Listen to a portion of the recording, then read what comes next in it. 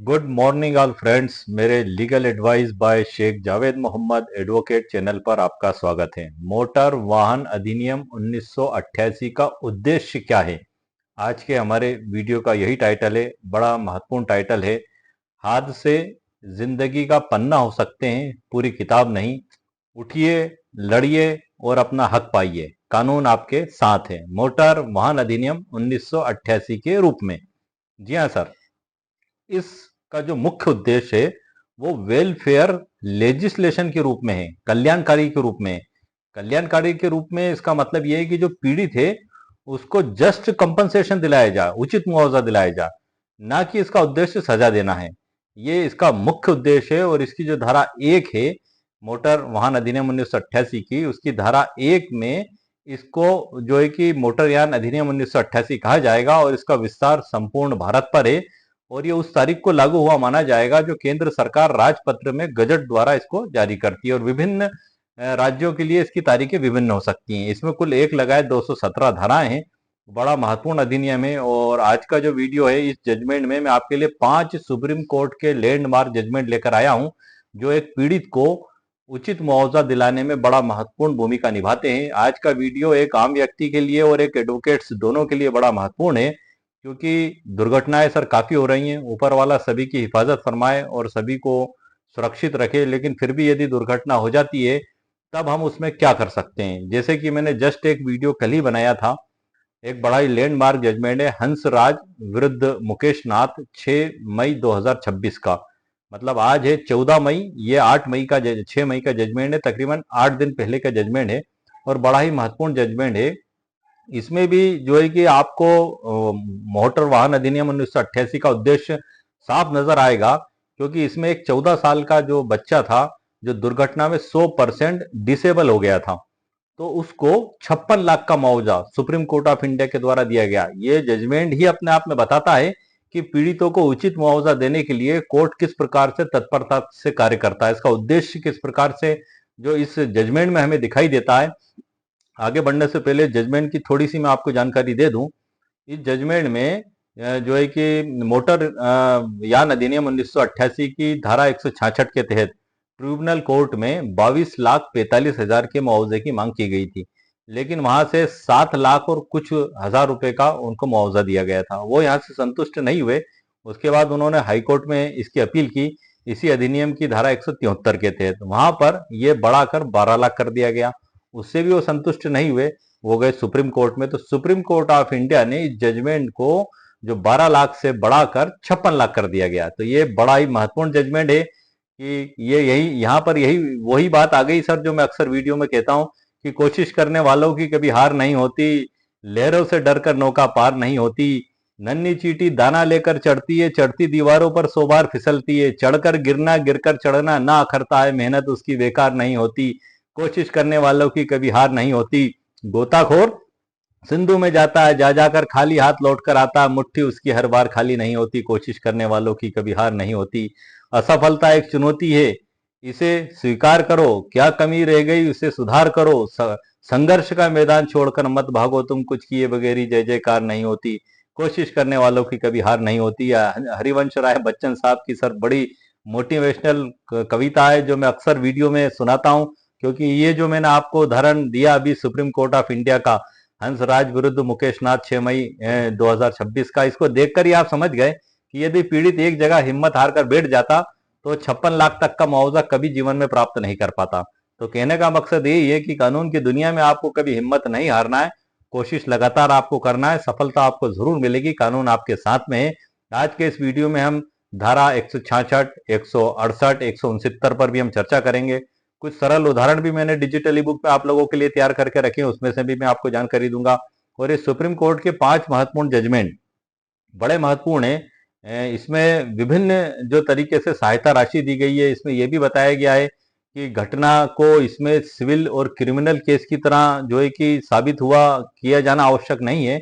ये बड़ा एक सहायता के रूप में इसको देखा जाता है, कल्याणकारी के रूप में इसको देखा जाता है। तो ये सारी जानकारी सुप्रीम कोर्ट के 5 महत्वपूर्ण जजमेंट मैंने आप लोगों के लिए डिजिटल ई बुक में तैयार करके रखे हैं। डिजिटल ई बुक की लिंक इस वीडियो के नीचे डिस्क्रिप्शन बॉक्स में मेरे द्वारा दे दी गई है। यदि आपको आवश्यकता महसूस हो तो आप उसको वहां से खरीद भी सकते हैं। अब मैं आपको आगे की जानकारी डिजिटल ई बुक में से दूंगा। आइए सर, लेट्स गो। आप देख रहे हैं सर कंप्यूटर स्क्रीन पर, ये डिजिटल ई बुक है। इसके शुरुआत में मैंने लिखा हुआ है मोटर वाहन अधिनियम 1988 के क्या उद्देश्य हैं, और इसके डिस्क्लेमर भी सर इसके प्रारंभ में मैंने लिख दी है, और प्रस्तावना भी मैंने इसमें लिख दी है। इसकी विषय सूची भी मैंने दे दी है। इसमें 16 इसमें 17 अध्याय है इसमें। और हम शुरुआत में सर मुख्य मुद्दे की बात से करते हैं। इसमें मैंने शुरुआत में ही मोटरयान अधिनियम 1988 की धारा 1 को लिखा हुआ है। जो बुक में सर जो धारा दी गई है मोटरयान अधिनियम में, आप देख रहे हैं ये नया अमेंडमेंट वाला है, 2026 का मोटरयान अधिनियम है। मैंने अभी परचेस किया है। इसमें जो धारा 1 दी गई है वही मैंने वर्ड टू वर्ड इसमें टाइप की हुई है, और वही मैं आपको पहले बता दूं। वीडियो के शुरुआत में मैंने आपको बता दी थी, लेकिन इसमें से मैं आपको पढ़ के और बता देता हूं। इस अधिनियम का संक्षिप्त नाम मोटरयान अधिनियम 1988 है। दूसरा, इसका विस्तार संपूर्ण भारत पर है मतलब ऑल इंडिया पे सर इसका विस्तार है। ये जो आप मेरा वीडियो देख रहे हैं, ये ओनली फॉर मध्य प्रदेश के लिए या किसी विशेष स्टेट के लिए नहीं है, ये ऑल इंडिया के लिए ही है। क्योंकि अधिनियम स्वयं कहता है धारा 1 में कि इसका विस्तार संपूर्ण भारत पर है। दूसरा है, यह उस तारीख को पूर्वत होगा जो केंद्रीय सरकार राजपत्र में अधिसूचना द्वारा नियत करे, और भिन्न भिन्न राज्यों के लिए भिन्न भिन्न तारीखें नियत की जा सकेंगी, तथा इस अधिनियम के प्रारंभ के प्रति किसी निर्देश का किसी राज्य के संबंध में वह अर्थ लगाया जाएगा कि वह उस राज्य में इस अधिनियम के पूर्वत होने के प्रति निर्देश है। अब इसमें जो कल्याणकारी के बारे में बताया है उसकी डेफिनेशन मैंने आपको बता दी है। इसके डिजिटल ई बुक में मैंने लिखी है कि कल्याणकारी कानून वह कानून है जिसे समाज के कमजोर वर्ग या पीड़ितों को सुरक्षा और सहायता देने के लिए बनाया गया है। मोटर वाहन अधिनियम का मुख्य उद्देश्य सजा देना नहीं, बल्कि सड़क दुर्घटना के पीड़ितों को उचित मुआवजा, जस्ट कंपनसेशन दिलाना है। यह इसका सर मुख्य उद्देश्य है। और इससे संबंधित धाराएं जो हमने देखी थी, अभी बताई थी मैंने आपको, धारा 166, इसी के तहत क्लेम याचिका तैयार करके कोर्ट में पेश की जाती है। और इसकी भी ड्राफ्ट और पूरी इसकी डिटेल जानकारी मैं आपको, उसमें कॉलमों को किस प्रकार से एंट्री की जाती है उसके बारे में नेक्स्ट वीडियो में जानकारी दूंगा। अभी हम इसके उद्देश्य के बारे में सर चर्चा कर रहे हैं कि यह धारा 166 है, यह पीड़ित या उसके वारिसों को मुआवजे के लिए आवेदन करने का अधिकार देती है। धारा 168, यह न्यायालय एमएससीटी को निर्देश देती है कि मुआवजा उचित होना चाहिए। उचित का मतलब है कि यह ना तो बहुत कम हो और ना ही बीमा कंपनी के लिए सजा की तरह बहुत अधिक हो। धारा 169 69, यह ट्रिब्यूनल को प्रक्रिया में छूट देने और न्याय के हित में सरल तरीका अपनाने की शक्ति देती है, जैसे कि समन जारी करना, गवाह लेना। ये सब सिविल प्रोसीजर के तहत ही सर इसमें कार्रवाई होती हैं। आज हमें कई बार संशोधन करना पड़ जाता है, कुछ हमसे छोटी मोटी गलतियां हो जाती हैं। आदेश 6 नियम 17 के तहत हम आवेदन पेश करके माननीय न्यायालय में उसमें संशोधन की मांग कर सकते हैं। इस पे मैंने स्पेशल वीडियो बनाया, अभी परसों ही अपलोड किया है, कि जो है कि हमारे जो क्लेम याचिका में यदि कोई बात छूट जाए या रह जाए तो हम उसको संशोधन कैसे करेंगे। वो पूरी जानकारी मैंने कल ही वीडियो बनाकर अपलोड की है। उसकी डिजिटल ई बुक भी बनाई है। उसी वीडियो के नीचे डिस्क्रिप्शन बॉक्स में उसकी लिंक मौजूद है। अब इसको हम सरल उदाहरण से देख लेते हैं। सरल उदाहरण मैंने तैयार किया है कि मान लीजिए कि रमेश एक गंभीर सड़क दुर्घटना का शिकार हुआ, जिसके कारण उसे अस्पताल में भर्ती होना पड़ा और उसकी कार्य क्षमता स्थायी रूप से प्रभावित हुई। रमेश ने मोटर दुर्घटना दावा अधिकरण के समक्ष मुआवजे के लिए केस किया, धारा 166 के तहत। हड़बड़ी या जानकारी के अभाव में रमेश कुछ महत्वपूर्ण मेडिकल बिल और मुख्य असमर्थता, डिसेबिलिटी प्रमाण पत्र समय पर फाइल नहीं लगा पाया फाइल में, और विपक्षी दल बीमा कंपनी ने तर्क दिया कि इन दस्तावेजों के अभाव में रमेश के दावे को तकनीकी आधार पर खारिज कर दिया जाना चाहिए। या सपोज करो कि बीमा कंपनी ने ऐसा नहीं भी कहा, लेकिन नुकसान आपका ही हो रहा है, क्योंकि आप उसमें आवेदक हैं, आपने याचिका पेश की। अब यदि आप डिसेबिलिटी प्रमाण पत्र आपने बनवा लिया और आपको पता लग रहा है 100% या 50% या 30% डिसेबिलिटी, और वही प्रमाण पत्र आपने पेश नहीं किया, तो आप ही को कम मुआवजा मिलेगा सर उसमें, तो जाहिर सी बात है। तो इसलिए आप ही की लाइबिलिटी बनती है और आप ही की तत्परता है कि आप खुद फिक्र से उसको साथ में पेश करें। लेकिन किसी कारणवश अगर रह गया है तो उस कारण को लिखते हुए आप उसमें याचिका में संशोधन की भी मांग कर सकते हैं और सूची अनुसार दस्तावेज पेश भी कर सकते हैं। आदेश 7 नियम 14 सीपीसी के तहत भी आप लगा सकते हैं आवेदन, क्योंकि सिविल प्रोसीजर के बहुत से प्रावधान यहाँ लागू होते हैं। तो हम सूची अनुसार दस्तावेज पेश कर सकते हैं। उसके जवाब में फिर बीमा कंपनी या विपक्षी कोई आपत्ति लेते हैं तो उसका आपके पास उचित आधार होना चाहिए कि क्या कारण था कि आप नहीं लगा पाए, कि डॉक्टर ने आपको बनाकर नहीं दिया था डिसेबिलिटी प्रमाण पत्र, या जो उसका बिल पर्चे रहते हैं वो हॉस्पिटल ने आपको बनाकर नहीं दिए थे, या आपको उसमें लिखना होगा सर उचित कारण। जैसे ही आप बताएंगे तो माननीय न्यायालय का इसमें जो उद्देश्य है पीड़ित को मुआवजा और सहायता दिलाना है, तो आपका आवेदन स्वीकार होगा और आपका नुकसान होने से बच जाएगा। अब इसमें मैंने जो बताया कि इन दस्तावेजों के अभाव में रमेश के दावे को तकनीकी आधार पर खारिज कर दिया जाना चाहिए, ऐसा उन्होंने बताया। अब इसमें जो समाधान है, सर्वोच्च न्यायालय का जो दृष्टिकोण है, तो सुनीता बनाम राजस्थान राज्य सड़क परिवहन 2019 का है sir, supreme court of India का जजमेंट यहाँ पे काम आता है। इसमें स्पष्ट किया है कि मोटर वाहन अधिनियम का उद्देश्य दुर्घटना पीड़ित की सहायता करना है, उसे तकनीकी सबूतों के जाल में उलझाना नहीं। दूसरा है, यदि रमेश के पास चश्मदीद गवाह हैं या अन्य परिस्थिति जन्य साक्ष्य मौजूद है, तो केवल कुछ मेडिकल बिलों के कम होने या असमर्थता प्रमाण पत्र में मामूली तकनीकी कमी होने के कारण उसके मुआवजे को रोका नहीं जा सकता। रोका नहीं जाएगा, डिसीजन हो जाएगा, लेकिन चूंकि आप ही का नुकसान होगा उसमें फिर सर, क्योंकि आप ही की लाइबिलिटी है, आपने क्लेम पेश किया है, साबित आप ही को करना है, बर्डन ऑफ प्रूफ आप ही के ऊपर है एविडेंस एक्ट के तहत जो 103, 104, 105, 106 में बताया गया है। लेकिन उस स्तर का नहीं है जो क्रिमिनल केसों में होता है और फौजदारी केसों में होता है। यहां पर एक न्यायालय के द्वारा नरम रुख अपनाया जाता है, सॉफ्ट कॉर्नर की नजर से उसको देखा जाता है कि एक पीड़ित है। अब वहां पर सर फौजदारी केसों जैसी कोई लड़ाई झगड़ा तो है नहीं किसी का, कि जमीन का विवाद है, कि मकान का विवाद है, या मारपीट का मुकदमा है, कोई दुश्मनियां भी नहीं है वहां, प्रॉपर्टी के भी विवाद नहीं है, ना सिविल मैटर है ना फौजदारी मैटर है। एक अचानक दुर्घटना हो गई, और दुर्घटना क्यों हुई? उस सामने वाले ने अत्यधिक तेज गति और लापरवाही पूर्वक वाहन चलाकर दुर्घटना कारित कर दी, इसलिए यहां पर एक अलग नजरिए से इसको देखा जाता है। इसके बाद है विमला देवी के अनुसार इन मामलों में संदेह से परे बियॉन्ड रिजनेबल डाउट सबूत की जरूरत नहीं होती, बल्कि साक्ष्यों की प्रबलता प्रीपोंडरेंस ऑफ प्रोबेबिलिटीज ही न्याय के लिए पर्याप्त है। मतलब इसमें जो अदालत का कर्तव्य है कि वह केवल कागजों की कमी ना देखे, बल्कि पीड़ित की वास्तविक शारीरिक और आर्थिक क्षति का आकलन करे, ताकि उसे उचित मुआवजा जस्ट कंपनसेशन प्राप्त हो सके। अब एक और उदाहरण सर मैंने इसमें शामिल किया है, जो जस्ट मैंने आपको बताया था अभी, सुप्रीम कोर्ट ऑफ इंडिया का जजमेंट हंसराज बनाम मुकेश नाथ 2026, 6 मई 2026 का बड़ा लेटेस्ट जजमेंट है सर, और बड़ा ही क्रांतिकारी फैसला दिया गया उसमें कि उम्र भर उसको 100% डिसेबिलिटी हो गई, तो सर्वोच्च न्यायालय ने माना कि अब इसको जीवन भर 2 अटेंडर, मतलब 2 लोग इसकी देखभाल के लिए हमेशा इसको आवश्यकता पड़ेगी, तो 21 लाख उसमें सर उसको बेसिक आधार बनाकर बनाया। वो पूरा जजमेंट भी इस डिजिटल ई बुक में मैंने अंत में उसको लिखा हुआ है, उस अध्याय को इसमें शामिल कर लिया है मैंने, जो पिछली डिजिटल ई बुक में था। तो ये उसमें पूरी डिटेल जानकारी मेरे द्वारा दी गई है, और यदि समय रहा तो मैं लास्ट में उसके बारे में भी आपको और कुछ महत्वपूर्ण जानकारियां दे दूंगा। वैसे महत्वपूर्ण जानकारियां मैंने आपको दे दी हैं उसके बारे में।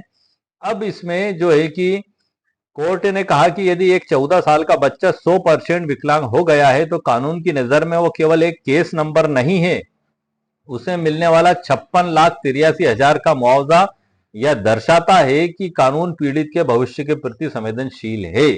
हमारा जो वीडियो का टाइटल है मोटर वाहन अधिनियम 1988 का उद्देश्य क्या है, आपको इस जजमेंट में भी सर साफ नजर आ रहा है कि सर्वोच्च न्यायालय के द्वारा उसके हालात को देखते हुए, उसकी परिस्थिति को देखते हुए, उसकी 100% डिसेबिलिटी को देखते हुए, उसकी लाचारी, उसकी बेबसी, उसकी मजबूरी को देखते हुए, उसके परिवार के दुखद भरे हालात को देखते हुए सहायता राशि के रूप में एक उचित मुआवजा जस्ट कंपनसेशन 56 लाख का दिया गया। ये एक जबरदस्त उदाहरण है सर हमारा आज के वीडियो के टाइटल का, बड़ा लेटेस्ट जजमेंट है जो मैं आपके लिए लेकर आया हूं, और इसके अलावा 5 और जजमेंट मैंने इसमें शामिल किए सुप्रीम कोर्ट के, जो मैं आपको अभी आगे बताने वाला हूं।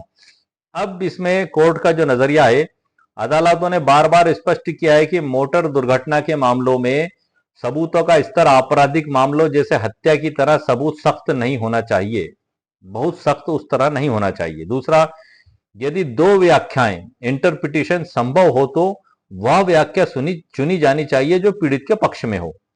मतलब 2 अगेंस्ट हैं तो जो पीड़ित के पक्ष में उसको प्राथमिकता देना चाहिए। तीसरा है, बीमा कंपनियों को केवल छोटी तकनीकी खामियों जैसे ड्राइविंग लाइसेंस की वैधता में कुछ दिनों की देरी के आधार पर क्लेम से बचने की अनुमति नहीं दी जानी चाहिए।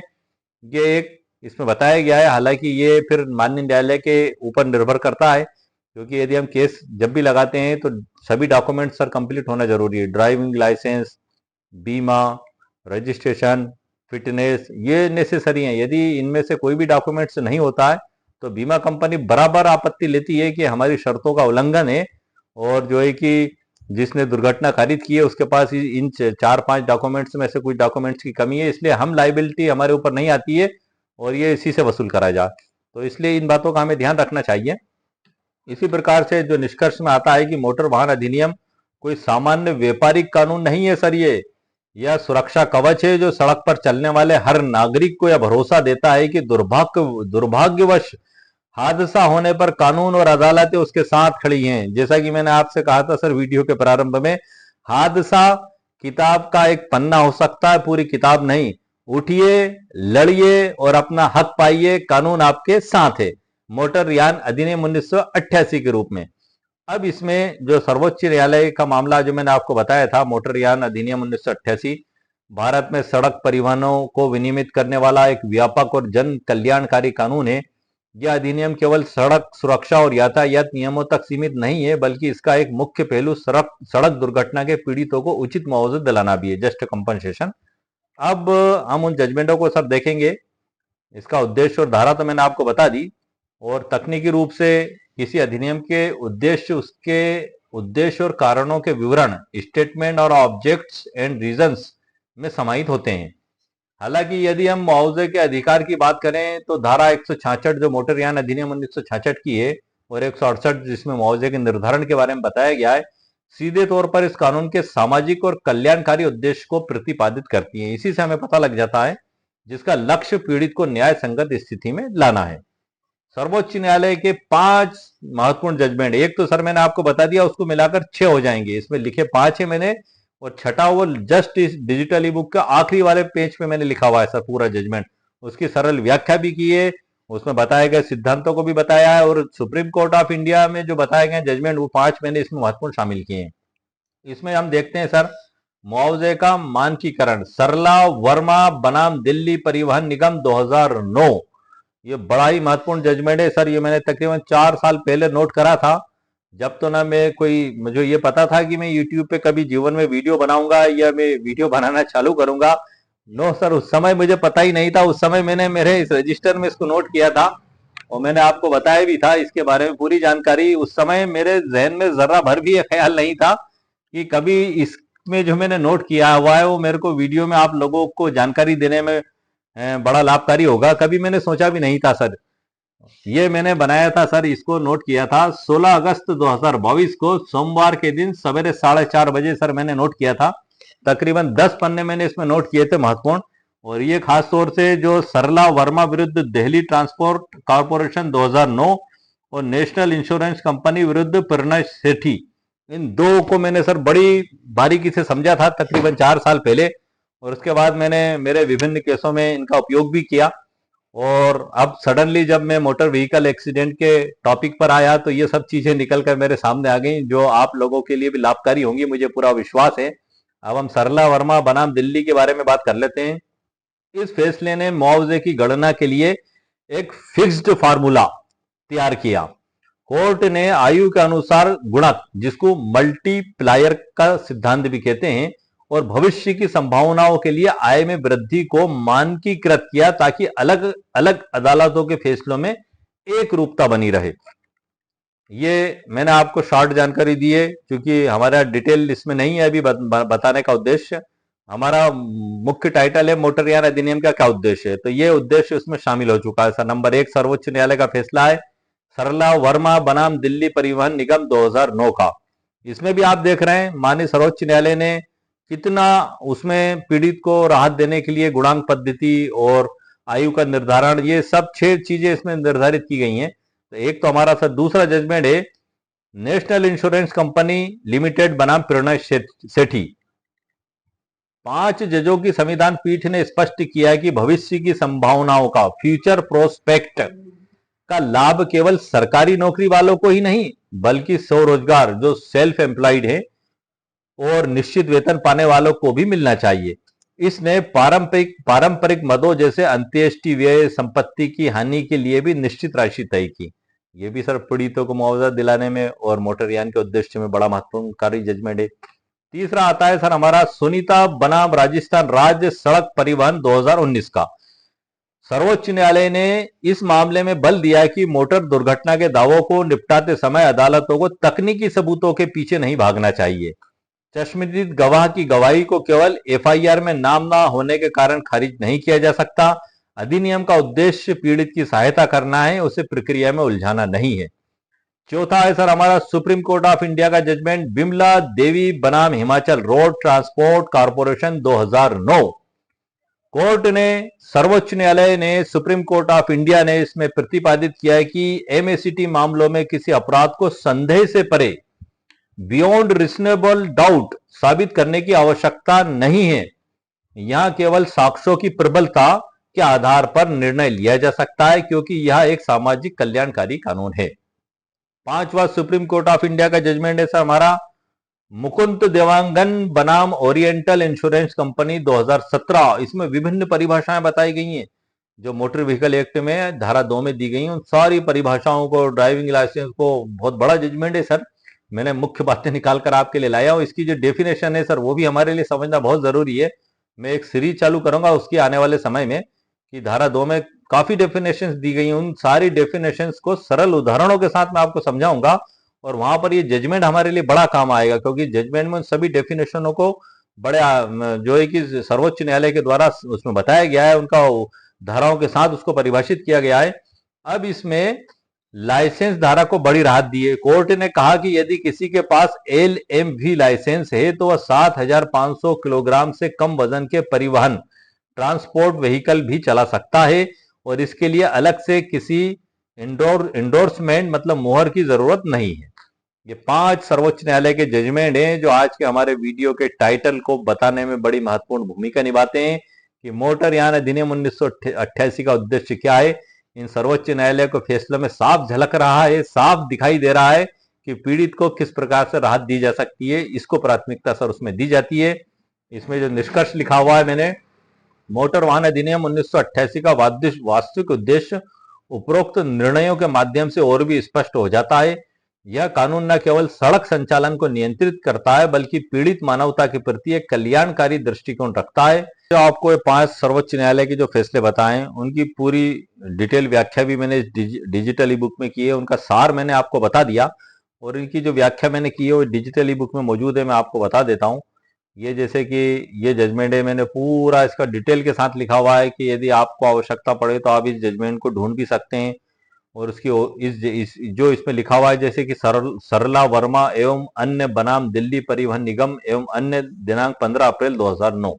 आप इसको ओरिजिनल बुक में से निकाल कर कोर्ट में जज साहब के समक्ष पेश भी कर सकते हैं।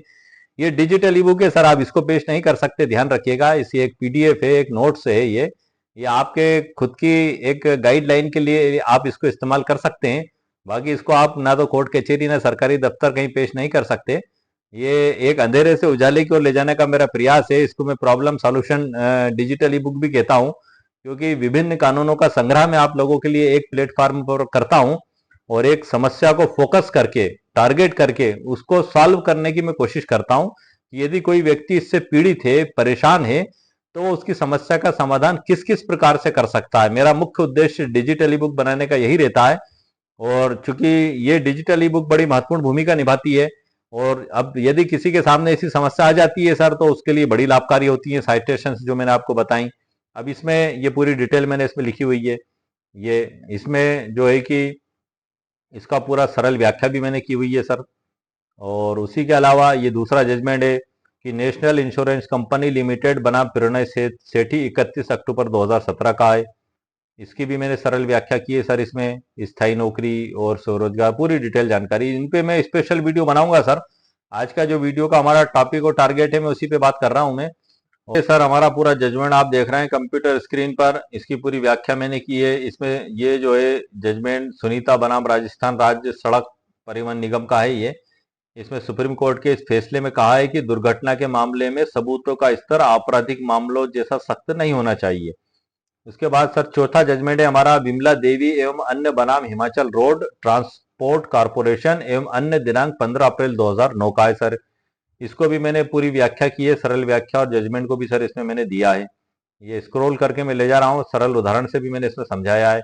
और पांचवा जजमेंट है हमारा सर मुकुंद देवांगन बनाम ओरिएंटल इंश्योरेंस, 3 जुलाई 2017 का है सर। आप देख लें सर, मैं इसमें थोड़ा सा बता दूं आपको, मैंने जजमेंट का पेरा क्रमांक 46 लिखा हुआ है इसमें। अधिनियम की धारा 10 के अनुसार चालक को वाहनों के वर्ग के अनुसार लाइसेंस रखना आवश्यक है, ना कि वाहनों के प्रकार के अनुसार। क्या कह रहे हैं सर? वाहनों के वर्ग के अनुसार, ना कि प्रकार के अनुसार। वाहनों के एक वर्ग में विभिन्न प्रकार के वाहनों हो सकते हैं। यदि वे एक ही वर्ग में आते हैं तो ऐसे वाहनों को चलाने के लिए किसी अलग अनुमोदन की आवश्यकता नहीं है। चूंकि हल्के मोटर वाहन में परिवहन वाहन भी शामिल है, इसलिए हल्के मोटर वाहन लाइसेंस धारक परिवहन वाहनों सहित इस वर्ग के सभी वाहन को चला सकता है। 28 मार्च 2001 को संशोधित प्रपत्र 4 की पूर्व और पश्चात दोनों स्थिति थी।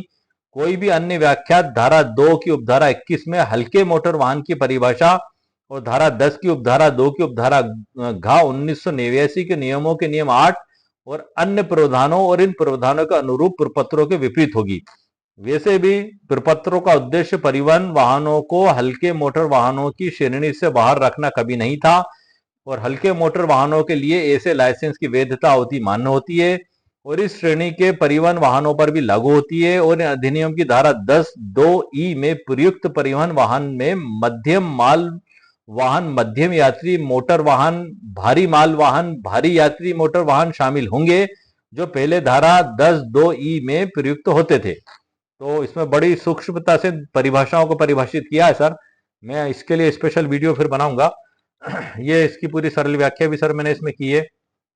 और यहां से सर हमारा अध्याय 2 चालू हो जाता है डिजिटल ई बुक का।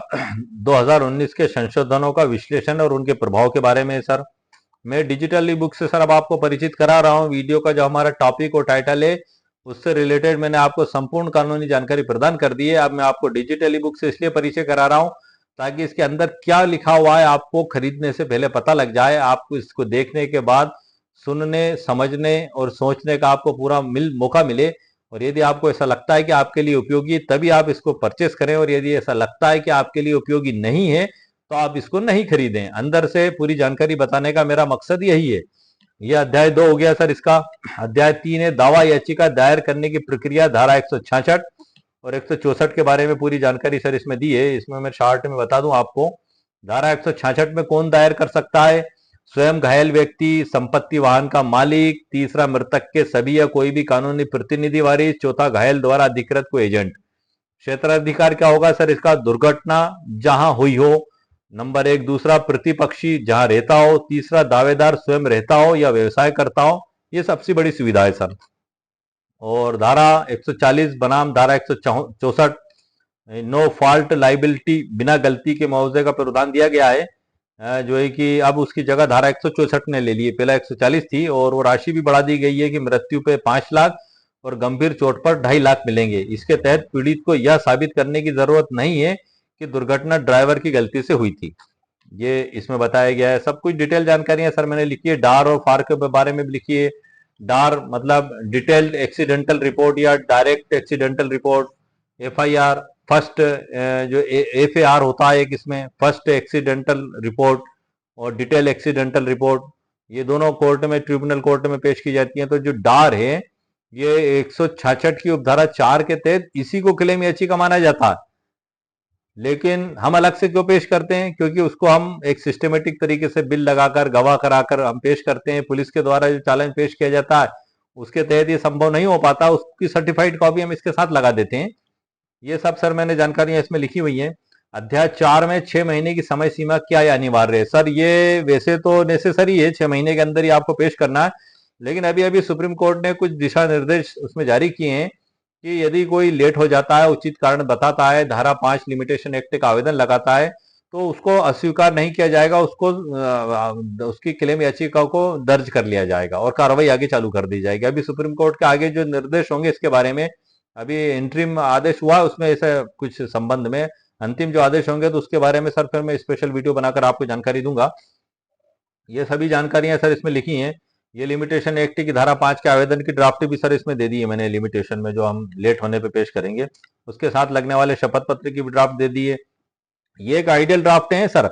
आपकी केस की कंडीशन और परिस्थिति के हिसाब से आप आपकी ड्राफ्टिंग आपको चेंज करना होगी। आपके वकील साहब से आप सलाह मशवरा करें, वो चेंज करके उस हिसाब से पेश कर देंगे।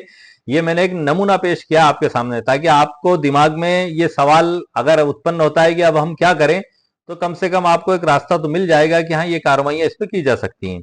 ये सब कुछ सर इसमें मैंने लिखा हुआ है। अध्याय नंबर 5 में देरी माफी, सुप्रीम कोर्ट के ताजा निर्देशों का प्रभाव, इसके बारे में बताया है। अध्याय नंबर, ये पूरा उसमें आवेदन वगैरह सब मैंने इसमें दिया हुआ है। 6 में आएगा क्षेत्राधिकार का सरलीकरण, अपने निवास स्थान पर कैसे केस दायर करें। और इसके बाद सर हमारा अगला अध्याय है हंसराज बनाम मुकेश नाथ 2026, 100% विकलांगता पर 56 लाख का ऐतिहासिक निर्णय। इसको भी सर मैंने अलग से स्पेशली अध्याय बनाकर इसमें शामिल किया है। अध्याय नंबर 8 है काल्पनिक आय का निर्धारण, न्यूनतम मजदूरी बनाम कुशल श्रमिक दर। ये अध्याय 8 हो गया सर। 9 है भविष्य की संभावनाओं को जोड़ना, 40% की वृद्धि का नियम। और इसके बाद है अध्याय 10 में गुणक मल्टीप्लायर का सही चुनाव, आयु के अनुसार गणना की तालिका। ये पूरी तालिका सर मैंने दे दी है।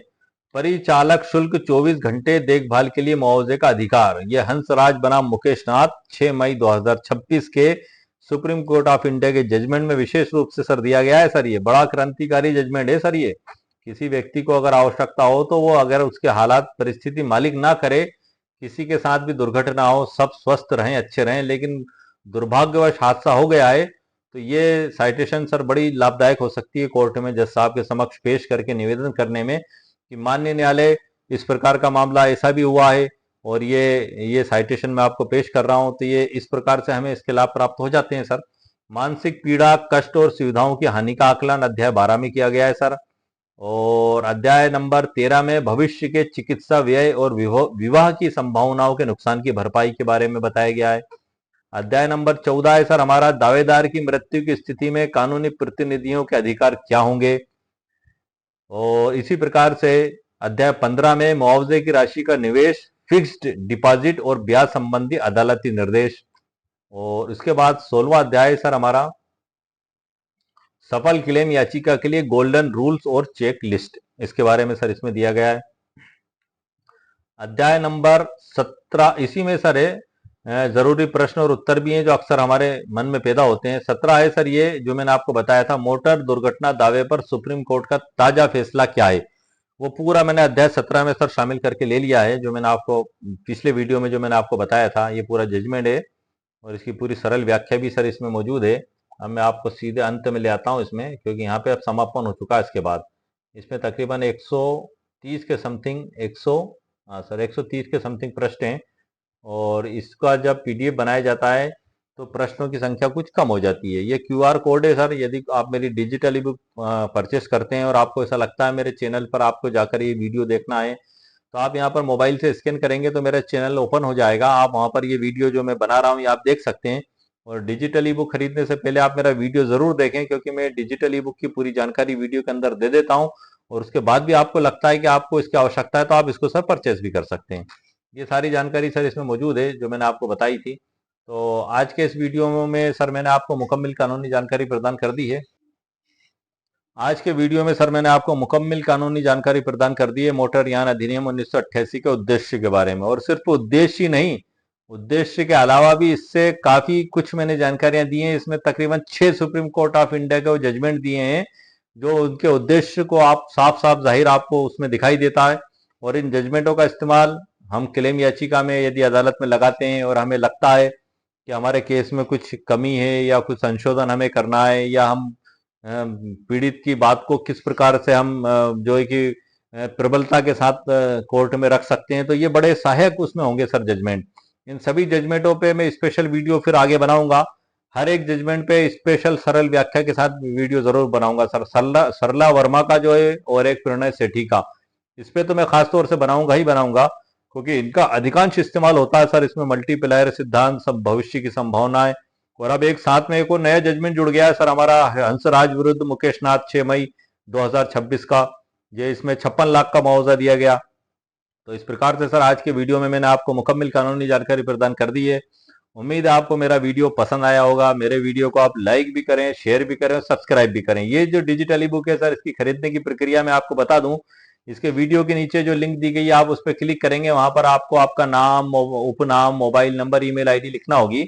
और आप उस पर जब भुगतान करेंगे 299 रुपए का, तो आपकी ईमेल आईडी पर मैसेज आएगा, वहां डाउनलोड लिखा दिखाई देगा। आप डाउनलोड पर जब क्लिक करेंगे तो आपके मोबाइल पर, कंप्यूटर पर या स्मार्टफोन पर डाउनलोड हो जाएगी। दो लिंकें दी गई हैं सर। एक लिंक सिर्फ भारत में काम करती है और दूसरी लिंक जो गूगल ई बुक की लिंक है, वो 75 से अधिक देशों में काम करती है। आपको जैसा अच्छा लगे आप वहां से खरीद सकते हैं। खाली 50 रुपए 50 पैसे का फर्क रहेगा। वहां पर इंटरनेशनल सर्विस चार्ज होने की वजह से इतना चार्ज का फर्क हो जाता है। दोनों की प्रोसेस लगभग खरीदने की सेम है। खाली फर्क ये होता है कि उसमें एक में पीडीएफ प्राप्त होता है, यहाँ पर आपको आपका जो आप ऐप डाउनलोड करते हैं उसमें एक लाइब्रेरी के रूप में हमेशा मौजूद रहता है। तो उम्मीद है सर आपको मेरा वीडियो पसंद आया होगा। मेरे वीडियो को लाइक भी करें, शेयर भी करें, सब्सक्राइब भी करें। ओके, शुक्रिया, थैंक यू सर।